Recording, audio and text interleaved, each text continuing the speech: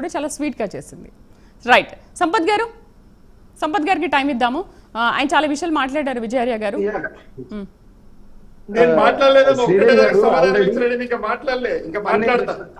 సరే మాట్లాడతారు. సంపత్ గారు బ్రహ్మాండంగా మాట్లాడుకున్నాం. మీకు సరైన దొరకలేక మంచిగా మాట్లాడుకున్నానా.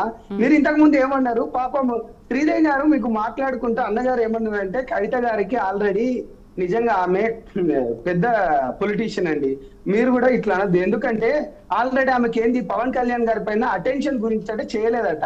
ఆల్రెడీ భారతదేశంలో లిక్కర్ దందాలా నేను చెప్తలేను, కోటై కూర్చొని ఇక్కడ నుంచి మొదలు పెడితే ఆడదాకా అరెస్ట్ చేసుకొని తీసుకొని పోయిండు.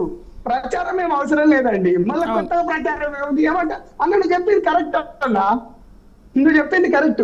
అండ్ ఇంకొకటి అన్న పవన్ కళ్యాణ్ గారిని అన్నారు కమ్యూనిస్టు, సెక్యులరిస్టు, రైటిస్టు అని చెప్పేసి.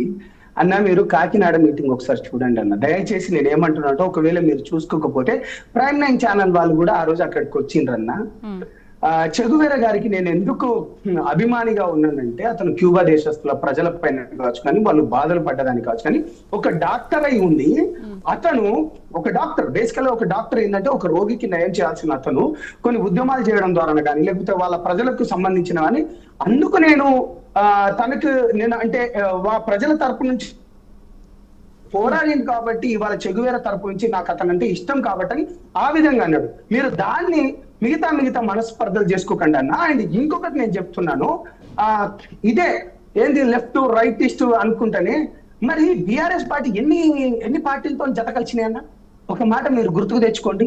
ఎందరితో జత కలిసినాయి మీరు మర్చిపోయినరా అన్న. ఇప్పుడు రాజకీయంలో శాశ్వత శత్రువులు శాశ్వత మిత్రులు లేరని మీరే అంటారు. నేను ఏమంటున్నా అంటే అన్న మాట్లాడేటప్పుడు కొంచెం జాగ్రత్తగా మాట్లాడాలి. ఇక మూడోది విషయం, మీరు భారతదేశం పైన ఇక మొత్తం భారత ప్రజల పైన ఒక ప్రపగండని సృష్టించాలి అనేటట్టు ఒక మాట మాట్లాడింది.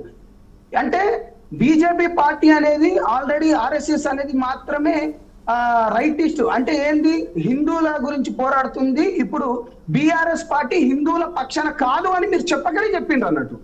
అంటే పవన్ కళ్యాణ్ గారు హిందువుల తరపు నుంచి మాట్లాడితే అన్న మన హిందువుల పైన నేను ఎప్పుడు కులాల మధ్యలో మతాల మధ్యలో నేను ఎప్పుడు పోలే అన్న, కానీ మతాల మధ్యలో అనేక చిచ్చులు జరుగుతున్నాయి. ఆల్రెడీ మీ అందరికీ తెలిసింది ఎన్ని దాడులు జరుగుతున్నాయి అన్న, ఏ విధమైన దాడులు జరుగుతున్నాయి.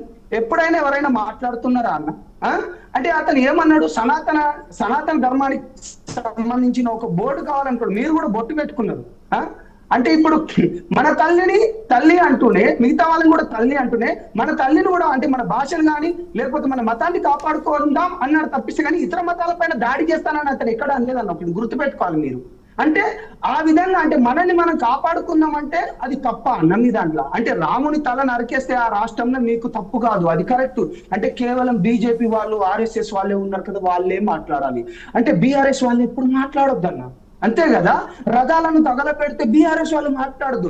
మనం ఏంటంటే చండీ యాగం చేసుకొని అక్కడ మాట్లాడుకొని ఆ విధంగానే ఉండాలన్న. తప్పన్నారు నిజంగా అది పవన్ కళ్యాణ్ గారు తప్పు. రథాల పైన దాడులు చేస్తే మాట్లాడితే లేకపోతే ఏంది తల గాని లేకపోతే హిందువుల మనోభావాలు కానీ మాట్లాడితే ఇది మీరు తప్పు. ఇవాళ మీరు ఏంటంటే అన్న మీరు సెక్యులరిజం ముసుగులో ఉండి మీరన్న అసలైన తీవ్రవాదులు. నేనేమంటున్నా అంటే నేను ఎందుకు ఈ మాటలు మాట్లాడుతున్నా అంటే అనేక రకమైన దాడులు జరిగినాయి, అనేక రకమైన దాడులు ఇప్పటికీ జరుగుతున్నాయి. నేను ఏమంటున్నా అంటే పార్లమెంట్ బిల్లులు మీరు పెట్టేటప్పుడు మీరే పార్లమెంట్ కు బీజేపీ ప్రభుత్వానికి ఏదైతే ఎన్డీఏ ప్రభుత్వానికి మీరే మద్దతు ఇస్తారు, మళ్ళీ మీరే ఈ మాటలు మాట్లాడతారు. ఇవన్నీ మాటలు ఎందుకన్నా? ఇవన్నీ మీరు ఇంతకు ముందు అన్నారు. నాకు కూడా తెల్లగడ్డం వస్తుంది అన్న, రాదని నేను అంటలేను. నేను ఏమంటున్నా అంటే మీరు ప్రవర్క్ చేసే మీరు గిచ్చి చూడకుండా గిచ్చి మళ్ళీ నేను గిచ్చలే అరే ఉత్తిగా జోకులని కూడా నేను ఇట్లా అన్నా కానీ ఈ మాటలు ఇవన్నీ ఈ తెలంగాణ మన ముచ్చట్లు మనకి ఎందుకన్నా, మన పరువు మనం ఎందుకు తీసుకోవాలి? పవన్ కళ్యాణ్ ఒకసారి ఆ వీడియో కూడా మనం చూద్దాం. ఎందుకంటే చాలా లైట్ తీసుకుని మాట్లాడింది పవన్ కళ్యాణ్ గురించి. బట్ ఎందుకు అంత ద్వేషం అనేది కూడా విజయార్య గారు దాని గురించి ఒకసారి చెప్పాలి. ఒకసారి వీడియో ప్లీజ్. కవిత